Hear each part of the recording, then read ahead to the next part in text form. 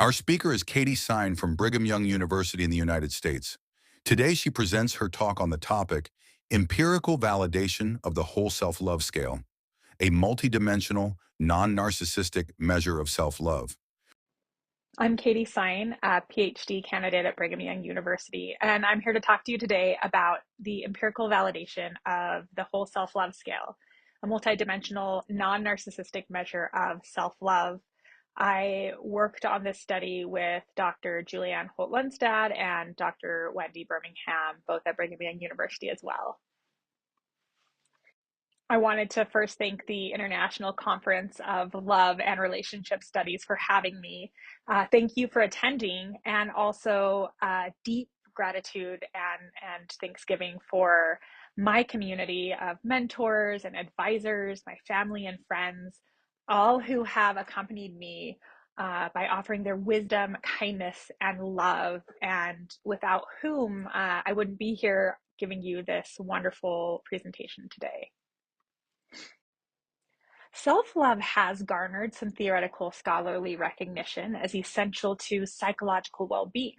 Still, empirical research on self-love remains somewhat limited and fragmented, and the concept remains somewhat controversial. Prior research largely conflated self-love with constructs such as self-esteem, self-compassion, or narcissism. Researchers have long dismissed self-love as selfish, narcissistic, and contributing to hyper-independence. Self-love remains an inconsistently defined construct with limited psychometric tools with which to measure it. An initial pilot study developing the whole self-love scale served as the basis for my master's thesis at the University of Pennsylvania, which yielded results suggesting that self-love was neither narcissism nor unhealthy selfishness, and was actually positively associated with measures of flourishing and well-being. My most recent study not only replicates these results, but also expands on these findings. And these are the findings I'll present to you today. Whole self-love is defined as an accurate, active, and integrative form of love toward the self. It is an intrinsic motivation toward the survival and well-being of self. It's non-contingent, stable, and unconditional. It also includes aspects of ourselves that are both desirable and undesirable, while acknowledging our shared relatedness toward a common humanity. We conceptualize whole self-love based off of foundations of theoretical and philosophical self-love. The first was Aristotle's Philotia, which is a model of what he considered a healthy self-love. Erich Fromm wrote about whole love as an unconditional life force that wasn't meant to stay siloed or to be transactional. We leaned into Judeo-Christian ethics of loving others as we love oneself. We also took Eastern philosophies that recognized inner divinity, and by honoring our inner divinity, being able to recognize and honor it in other people as a foundation for connection. The aim of this study was to further validate the whole self-love scale while clarifying its conceptual distinctiveness by examining its associations with emotional, social, personality, health outcomes, and again, seeing if we couldn't replicate some of those well-being findings that we discovered earlier. The whole self-love scale is a 10-item self-report measure. We developed it through qualitative interviews and then iterative item refinement. The items in the scale reflect the central aspects of whole self-love that we've talked about. This includes awareness of both the desirable and undesirable aspects of ourselves, and an unconditional, enduring motivation to support one's survival and well-being in both positive and challenging circumstances. The items are phrased as first-person statements, such as, even when I don't like myself, I still love myself. So parsing apart preference and love. And I love myself with all my imperfections. The key term there is with, which we would traditionally think in spite of. This is inclusive of all of those. Responses are rated on a simple 5-point Likert scale ranging from not like me at all to very much like me and 3 data points in between. Those data points do not reflect a neutral sentiment. There was either some small positive or some small negative association. The total score reflects the overall levels of whole self-love. We recruited participants through the Prolific platform and surveyed them through Qualtrics online survey platform.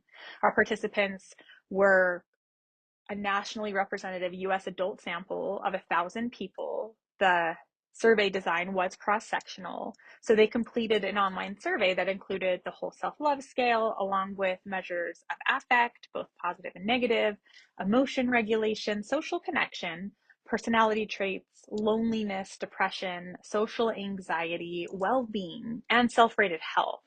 We analyzed the data examining both internal consistency. We used exploratory factor analysis, and we also evaluated convergent, discriminant, and nomological validity to assess our scaled psychometric properties.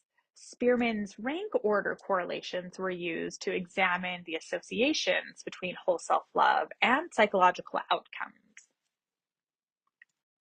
The whole self-love scale demonstrated excellent internal consistency with an alpha of 0.96, and all of the items loaded strongly onto a single factor supporting its unidimensional structure. Okay, now let's get to the results. Whole self-love showed strong positive correlations with life satisfaction, which was replicated from a previous study. Also positive affect, and even more interesting, balanced affect. Whole self-love was moderately to strongly associated with social connection, cognitive reappraisal, self-rated health, and adaptive personality traits such as conscientiousness and agreeableness, which supports convergent validity. Although it is important to note here that the reliability of the personality trait measures ranged from low to unacceptable due to using the short scale of the personality trait scale that only had 2 questions per dimension. We reported negative correlations with depression, loneliness, negative affect, neuroticism, social anxiety, and expressive suppression, which indicates lower emotional distress and maladaptive regulation among individuals with higher self-love. Importantly, the association with narcissism was negative and small, replicating original findings from our pilot study, providing strong evidence for discriminant validity and distinguishing whole self-love from inflated or self-aggrandizing narcissism. Collectively, the pattern of results support that whole self-love and the whole self-love scale as a psychometrically sound and theoretical distinct measure of a non-narcissistic self-love. So what do these findings mean? Well, results of our study support evidence that whole self-love is a valid, adaptive, and non-narcissistic form of love for self. Its positive associations with social connection and inverse relationship with loneliness challenge assumptions that self-love promotes egoism, hyper-independence, or social disengagement. Associations with cognitive reappraisal and balanced affect suggest benefits for emotional regulation and integration. It also supports psychological and physical health.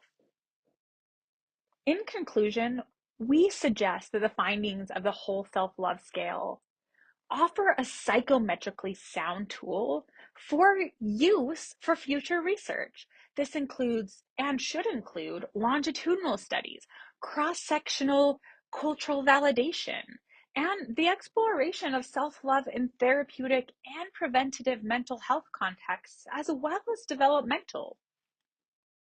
Thank you so much for attending this presentation.